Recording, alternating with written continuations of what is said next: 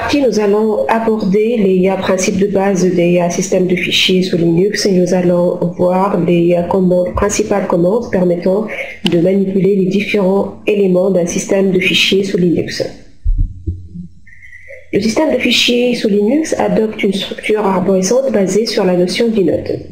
Un inode est une structure de données permettant de décrire toutes les informations relatives à un fichier ou un répertoire, tels que les paramètres de sécurité, comme les permissions d'accès, la taille, la localisation, etc.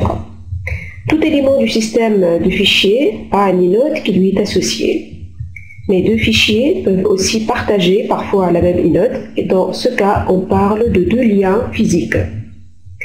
Chaque système de fichiers X2 est créé avec un nombre fini d'inodes calculé selon la taille du système de fichiers et d'autres options pouvant être passées à la commande mk-2fs. La commande mk-2fs est une commande qui permet de réaliser un formatage d'une certaine partition physique selon un système Linux, essentiellement les types compatibles ou bien les types définis pour les systèmes Linux qui sont extend2, extend3.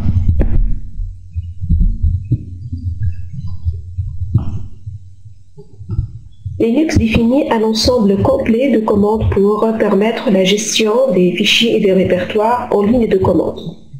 Vous pouvez réaliser les actions usuelles sur le système de fichiers grâce à des commandes comme la commande pwd qui permet d'afficher le chemin absolu du répertoire courant. La commande cd vous permettra de vous positionner sur un autre répertoire. La commande ls permet de lister le contenu d'un répertoire donné, aussi d'avoir des informations détaillées éventuellement sur les différents éléments d'un répertoire. La commande mkdir vous permettra de créer un ou plusieurs nouveaux répertoires vides.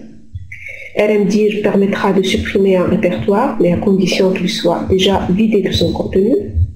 La commande catch a plusieurs utilisations.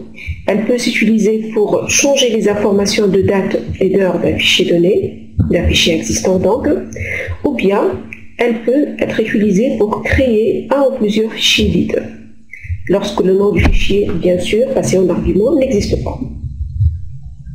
La commande cp vous permettra de copier un fichier. La commande mv, selon les paramètres que vous allez lui donner en entrée, vous permettra soit de déplacer, soit de renommer un fichier. Et finalement, la commande rm vous permettra de supprimer un fichier du système.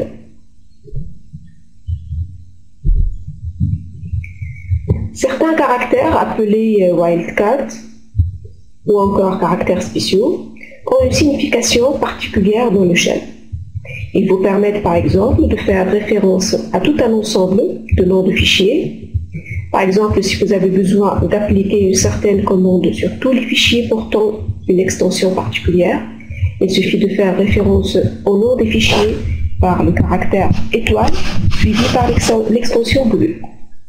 Ainsi, le caractère étoile permet de remplacer une séquence quelconque de caractères.